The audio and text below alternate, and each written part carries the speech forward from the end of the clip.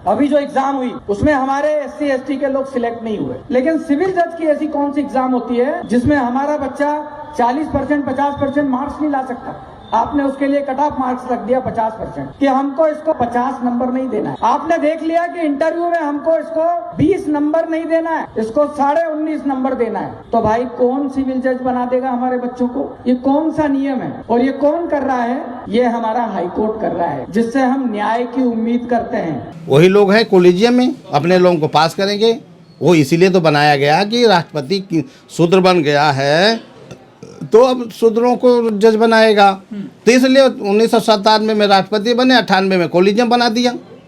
ये लोग राजनीतिक और जो जजे हैं ये मिलकर आपस में मीटिंग करते हैं। अब शूद्रों को कैसे रोकना है, OBC को, SC या ST को, और जहाँ तक क्षत्रियों को भी कैसे रोकना है। ये लोग पहले भी असुर सुर वहीं से तो वर्ण बने, असुर तो हो गए 4 वर्णों में और सुर 1 वर्ण में रह गया। तो इन चारों वर्णों को जो है इनको जज नहीं बनने देना, चारों वर्णों में से 3 वर्ण को। क्या दिक्कत है? दिक्कत ये है कि इनकी जो मोनोपोली है समझ में लोगों को आ जाएगी, इनका वर्चस्व समाप्त हो जाएगा।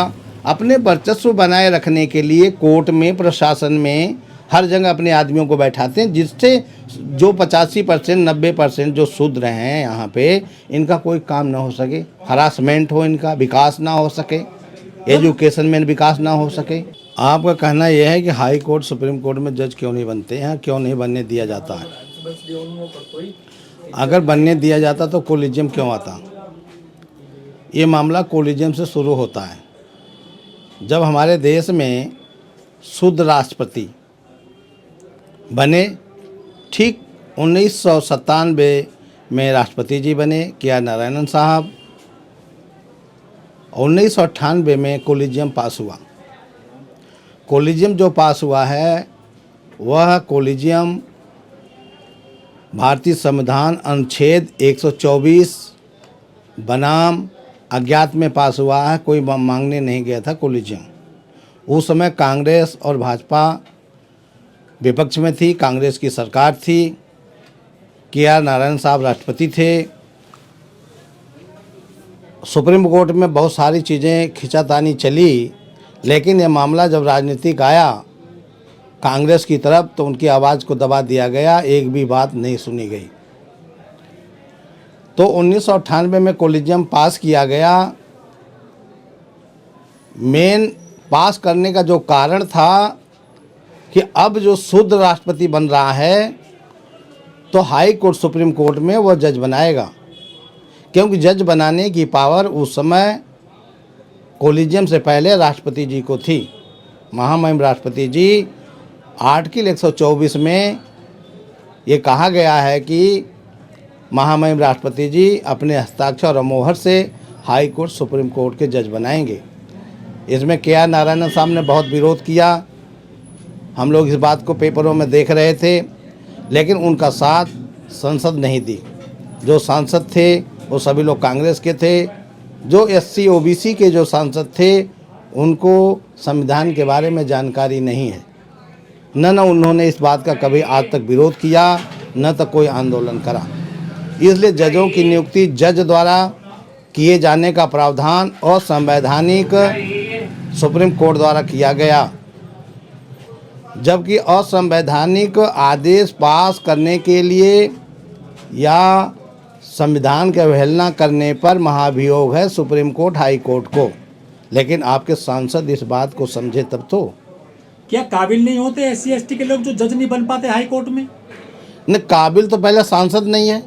जब हमारा सांसद काबिल हो जाएगा तो जज भी काबिल हो जाएंगे। कानून तो संसद से बनती है और उसी कानून के तहत जो है कि हाई कोर्ट, सुप्रीम कोर्ट चलेगी। हाई कोर्ट, सुप्रीम कोर्ट को अलग से कानून बनाने का कोई प्रावधान नहीं है। अनुच्छेद 141 में देख लो आप कि संविधान से ऊपर कोई भी रूलिंग नहीं बनाई जा सकती, और वो भी जिसमें कानून न बना उसी में रूलिंग बनाई जाएगी, अन्य में रूलिंग नहीं बनाई जाएगी। और जज लोग स्थापित विधि प्रक्रिया की शपथ लेते हैं, संविधान की शपथ लेते हैं। स्थापित वित्त प्रक्रिया के शपथ जो लेते हैं कि जो स्थापित वित्त प्रक्रिया उसे के हिसाब से मैं चलूँगा, और जबकि आप देखते हैं कि SC/ST के कानून को कमज़ोर किया जाता है और उन्होंने अपने शपथ का उल्लंघन किया, उनके खिलाफ कोई संसद में कोई आवाज़ नहीं उठाता है, तो जज बनने का मतलब तानाशाह हो जाता है। तो जहाँ तक मेरा मामला ये है कि हमारे जो लोग जाते हैं OBC SC के लोग, इनके पास संविधान का ज्ञान नहीं है और ये लोग इस चीज़ की स्टडी नहीं करते हैं, तो ज्ञान कहाँ से होगा? वो जो कह दिया उसी पर चलते हैं। जब SC/ST DGP बन सकता है, IAS बन सकता है, PCS बन सकता है, DM कलेक्टर बन सकता है, डॉक्टर बन सकता है, तो जज क्यों नहीं बन सकता है? इन्होंने देखा कंपटीशन से तो ये बन जाएंगे, हम कंपटीशन से पीछे रह जाएंगे, इसलिए इन्होंने कोलिजियम स्थापित कर दिया कि अपने लोगों को बनाओ, नहीं तो ये तो पढ़ने में तेज हैं, हर काम में तेज हैं। तो बिना काबिल वाले कोलिजियम से जज बन रहे हैं आज, बिना काबिल ही बन रहे हैं, कोई कंपटीशन नहीं है, कोई टेस्ट नहीं है, और वो जाकर के आपको रोक रहे हैं, अपने लोगों को व्यवस्थित कर रहे हैं। लेकिन अंग्रेज तो कह देते हैं कि ब्राह्मणों में न्यायिक चरित्र नहीं होता है ना। वो पहले स्टडी कर लिए थे अंग्रेजों ने कि यहाँ का जो समाज बटा हुआ, कौन किसको पिछाड़ रहा है, कौन किसको रोक रहा है, इसलिए उन्होंने कहा कि इनका चरित्र इनके प्रति सही नहीं है। अंग्रेजों ने जहाँ सेल्फ डिफेंस का मामला आता है, आपने एक बार बात उठाया था कि लठ की ज़रूरत लठ से, तो अंग्रेजों ने सेल्फ डिफेंस की परिभाषा दी थी कि सेल्फ डिफेंस कैसे करोगे? अगर कोई आपको मार रहा है तो उससे अधिक चोट उसे पहुँचाओगे तब आपका सेल्फ डिफेंस हो पाएगा। जहाँ SC/ST का मामला बाद में बना, उसके लिए चित्त विकृत की व्यवस्था IPC में दी थी। किसी को अपमानित करोगे, अगर वो गुस्सा होकर उसकी चित्त विकृत होकर के आपके साथ कुछ भी कर देता तो अपराधी नहीं होगा। ये व्यवस्था IPC में आज भी है, पहले भी थी। तो हाई कोर्ट में दलितों को जज बनने से ये कोलिजियम वाले रोक रहे हैं या फिर संसद रोक रही है? संसद और कोलिजियम मिलकर के दोनों रोक रहे हैं। ज्यादा जिम्मेदार कौन है? ज़्यादा जिम्मेदार सांसद हैं। SC/ST के? SC/ST के वो तो चाहते ही ना बने, लेकिन सबसे ज़्यादा जिम्मेदार जो है OBC और SC के लोग हैं, सांसद। ये आवाज़ नहीं उठाते, स्टडी नहीं करते। लेकिन वो तो कह रहे हैं कि ये तो काबिल ही नहीं है, पढ़े लिखे नहीं है, इतने काबिल नहीं है, मेरिटधारी नहीं है, इसलिए NFS कर दिया जाता है इनकी पोस्ट पर। मेरिट के लिए कंपटीशन तो कर लो, कंपटीशन में हम लोगों को बैठा दो, हम लोगों के अंडरटेकिंग में कंपटीशन करा दो, पता चल जाएगा भी कितना काबिल है कितना नाकाबिल हैं। लेकिन ये जो कोलिजियम में चुने जाते हैं जज, ये तो पॉलिटिकल इसमें सहयोग होता है, नेता चुनते हैं कुछ लोगों को, तो पॉलिटिकल वहाँ से इंडिकेशन आता है उनको कि किसको बनाना किसको नहीं बनाना है। उन्होंने तो स्थापित किया कोलिजियम, तो संसद से स्थापित हुई एक तरह से। ये मान लो आप, जब संसद में इस बात का विरोध नहीं हुआ तो संसद से ही ये कोलिजियम स्थापित हुआ है। और जिस समय संसद में कोलिजियम स्थापित हुआ था उस समय कांग्रेस थी, तो वहाँ और भाजपा विपक्ष में थी। तो वहाँ तो आपके 121 दलित सांसद बैठे हैं सर, मजबूत है वहाँ तो आप। तो दलित सांसद तो ऐसे लोगों को बनाया जाता है जो अनपढ़ हो, अज्ञानी हो, उनके हूँ में हूँ भरे। वो तो संसद इसलिए बन रहे हैं कि वो ग्रांट वगैरह देख रहे हैं ना, रेलवे का टिकट फ्री में मिल जाएगा, तनख्वाह मिल जाएगी, बंगला मिल जाएगा, और लोगों के बहाने बजाय हमारा भला हो जाएगा, और कुछ नहीं करते हैं। चिराग पासवान है, मांझी हैं, ये तो मजबूत लोग हैं आपके दलितों के। चिराग पासवान, मांझी ये कुछ नहीं कर पाएंगे। संविधान की शपथ तो लेते हैं ना, कितना संविधान के खिलाफ जाते हैं। संविधान की शपथ लेकर के संविधान क्या कहता है? The state shall be deny Arjun Ram before of law any person. कानून मंत्री अर्जुन राम मेघवाल है सर, मजबूत लोग हैं। किसी भी पर्सन को कानून के समक्ष डिनाई नहीं किया जाएगा, ऐसा कानून बनाया जाएगा। लेकिन कौन सांसद है जो मेरा जाटों का हो, चमार का हो, अहिर का हो, OBC का हो, शूद्र का हो, कौन इस बात को उठाया? चाहे जितनी भी पार्टी बना लें वो। अर्जुन राम मेघवाल कानून मंत्री हैं सर, वो तो उठा सकते हैं इस मामले को। कानून मंत्री बावन मेश्राम कहते हैं कि रखैल, जो रखैल होता है वो क्या उठाएगा? वो तो जो कहेगा वही कहेगा। कानून मंत्री तो भाजपा के तो होंगे, तो जो भाजपा पास करेगी भैया उसको वही कहना है।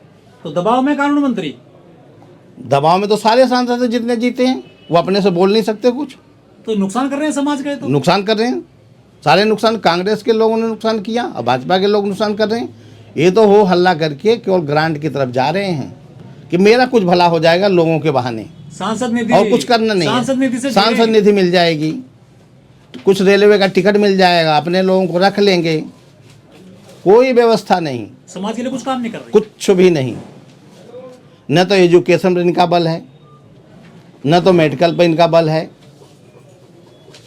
कहीं भी कोई सांसद, कोई भी आवाज़, कोई व्यवस्था स्थापित करने के लिए तैयार नहीं है। जब जज नहीं बनेंगे सर आप, तो आपको न्याय कैसे मिलेगा जो गरीब गुरबा लोग हैं देश में?